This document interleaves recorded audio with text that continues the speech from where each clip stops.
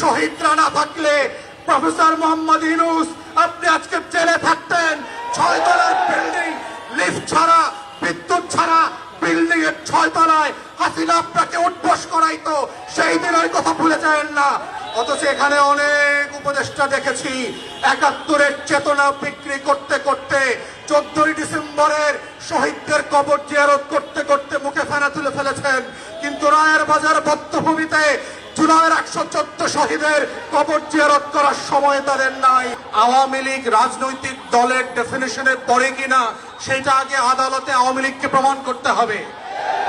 যদি জনতার আদালতে, বাংলাদেশের গণ অভ্যুত্থান পরবর্তী বাংলাদেশ 2-এর আদালতে এবং বিচারিক আদালতে আওয়ামী লীগ প্রমাণ করতে পারে যে তারা রাজনৈতিক দলের সংজ্ঞা, সকল সংজ্ঞা পূরণ করেন, অনলি দেন তাদের রাজনীতি থাকার প্রশ্ন দ্বিতীয় প্রশ্ন আকারে আসবে। কিন্তু আমাদের কাছে গণ অভ্যুত্থানের যেই রিপোর্ট মানবাধিকারের দপ্তর থেকে এসছে, জাতিসংঘের কাছ থেকে, এটা খুব প্রচ্ছন্নভাবে পরিষ্কার। 45-এ যেই যেই যুক্তিতে এবং যেই যেই কারণে জার্মানিতে নাৎসিদেরকে নিষিদ্ধ করা হয়েছিল, ফ্যাসিস্টদেরকে ইতালিতে নিষিদ্ধ করা হয়েছিল, ফ্রাঙ্কোর দলকে নিষিদ্ধ করা হয়েছিল, দক্ষিণ আমেরিকার প্রত্যেকটা গণ অভ্যুত্থানের বিপক্ষের শক্তিকে নিষিদ্ধ করা হয়েছিল। কঙ্গো এবং বুরুন্ডিতে সেই লাল কাল মার্কসের খ্রিস্টান মিলিশিয়াদেরকে নিষিদ্ধ করা হয়েছিল। জঙ্গি ট্রিপল এক্সকে যেইভাবে ক্লু ক্লাক্স ক্লানকে আমেরিকাতে নিষিদ্ধ করা হয়েছে, তার প্রত্যেকটা সংজ্ঞায় আওয়ামী লীগ নোবেল পুরস্কার পেয়েছে। এবং ঠিক একই কারণে আওয়ামী লীগ নামক কোন এন্টিটির রাজনৈতিক দল আকারে কোন সুবিধা পাবার কোন সুযোগ 24-এর গণ অভ্যুত্থানের পরে স্বাধীন বাংলাদেশে আর থাকতে পারে না। অতএব 1400 শহীদের রক্ত দিয়ে দেয়ালে দেয়ালে আওয়ামী লীগের ভবিষ্যৎ লেখা হয়ে গেছে। ওই ভবিষ্যৎ কোন কালো কালি দিয়ে মুছে দিয়ে আবার নতুন করে লেখবার প্রয়োজন হবে না। তাই প্রশ্ন হচ্ছে আওয়ামী লীগ প্রশ্ন আমরা কিভাবে ডিল করব, এটাই হচ্ছে সম্মিলিত সিদ্ধান্তের জায়গা। এবং প্রধান উপদেষ্টার সাথে আমরা যখন দেখা করেছি, বারবার বলেছি 4টা গণ তদন্ত কমিশন গঠন করবার জন্য। তার ভিতরে আজকের ইনকিলাব মঞ্চ যাদের কথা বলছে, যাদের দাবি নিয়ে আজকে হাজির হয়েছে, তাদের প্রত্যেকের ব্যাপারে আমরা বলেছি শাপলার গণহত্যার জন্য গণতদন্ত কমিশন করতে হবে, পিলখানার গণহত্যার জন্য গণতদন্ত কমিশন করতে হবে। কিন্তু আমরা দুঃখজনক ভাবে দেখলাম পিলখানার থেকে দায়িত্ব এড়িয়ে একটা প্রজ্ঞাপন দিয়ে যে কমিশন দেওয়া হয়েছে, তার ক্ষমতা খর্ব করা হয়েছে। সে মামলার প্রশ্ন আলোচনা করতে পারবে না, কোনো ফাইল রিকল করতে পারবে না, সাক্ষীদেরকে তদন্ত করতে পারবে না। ঠিক এইভাবে একই চক্রান্ত করে একটা আইওয়াশের কমিশন দিয়ে বাংলাদেশে আবার নতুন ষড়যন্ত্র হচ্ছে। যারা 2009 সালে আমার স্বাধীনতা সার্বভৌমত্বের 2টা ফোর্সকে এট এ টাইম ধ্বংস করে দিয়েছে, তাদেরকে বিচারিক আদালতের মাধ্যমে, কমিশনের মাধ্যমে বাঁচিয়ে দেবার নতুন ব্লু কলার ক্রাইমের শুরু হয়েছে।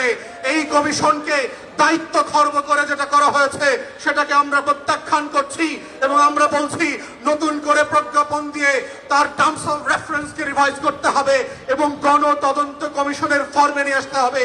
আমরা তৃতীয় বলেছিলাম বাংলাদেশে গুম, খুন, আয়নাঘর থেকে শুরু করে গত 16 বছরে যেই রাষ্ট্রীয় মদদে খুন খারাপির রাজত্ব কায়েম করা হয়েছিল, সেটার জন্য গণতদন্ত কমিশন করতে হবে।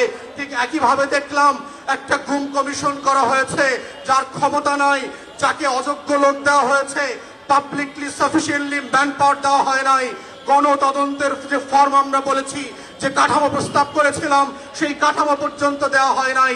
ঠিক একইভাবে প্রধান উপদেষ্টাকে আমরা বলেছিলাম জুলাই আগস্টের গণ অভ্যুত্থানকে ঘিরে একটা গণতদন্ত কমিশন করেন এবং আমরা এটার ফরম্যাট পর্যন্ত একাধিক উপদেষ্টাকে দিয়েছি। আমেরিকার কংগ্রেশনাল হিয়ারিং এর মডেলে, সিনেট হিয়ারিং এর মডেলে, ব্রিটিশ এবং ইউরোপিয়ান পার্লামেন্টগুলোতে যেভাবে উন্মুক্ত শুনানি হয়, সেই শুনানির মডেলে করে সেইখানে গণতদন্ত কমিশন হতে হবে। আজকের ইনকিলাব মঞ্চে এসে যেইভাবে শহীদরা তাদের বক্তব্যের কথা বলছে, সেই উন্মুক্ত শুনানিতে যেটা পিটিভি লাইভ সম্প্রচার করবে, সেখানে শহীদ পরিবার এসে তার গল্পের কথা বলবে, তার কষ্টের কথা বলবে, তার আকাঙ্ক্ষার কথা বলবে। আগামী দিনে আওয়ামী লীগের রাজনীতি থাকবে কি থাকবে না, সেই কথা 1400 শহীদ পরিবারকে সিদ্ধান্ত নিতে হবে। কোন সুশীল উপদেষ্টার কথায়, কোন শাশুড়ির কথায়, দিল্লির কথায় সেই সিদ্ধান্ত হবে না। আমাদের বক্তব্য খুব পরিষ্কার, গণ অভ্যুত্থানের পক্ষের শক্তিরা গণ তদন্ত কমিশনে গিয়ে উন্মুক্ত শুনানিতে অংশ নিয়ে বাংলাদেশের কোটি কোটি নাগরিক যেখানে নিবন্ধন করে তাদের মতামত দিতে পারবে, সেই মতামতের উপরে ভিত্তি করে আওয়ামী লীগ প্রশ্ন, গণহত্যার প্রশ্ন, জাতীয় পার্টি এবং 14 দলীয় দিল্লির গোলামদের ভবিষ্যৎ কি হবে সেইটা সিদ্ধান্ত নিতে হবে এবং সেই সিদ্ধান্তের উপরে ভিত্তি করে আওয়ামী লীগের ভবিষ্যৎ নির্ণীত হবে। এই প্রস্তাব দেবার 7 মাস 8 মাস পেরিয়ে গেলে পরে আমরা দেখতে পাচ্ছি জুলাই গণহত্যা নিয়ে কোনো উচ্চবাচ্য করবার আয়োজন দেখতে পাচ্ছি না। জুলাইয়ের গণকবর যেইটা আমরা আগস্ট সেপ্টেম্বরে ভিজিট করেছি, সেইখানে উপদেষ্টাদের যাবার কোনো মদত দেখতে পাচ্ছি না।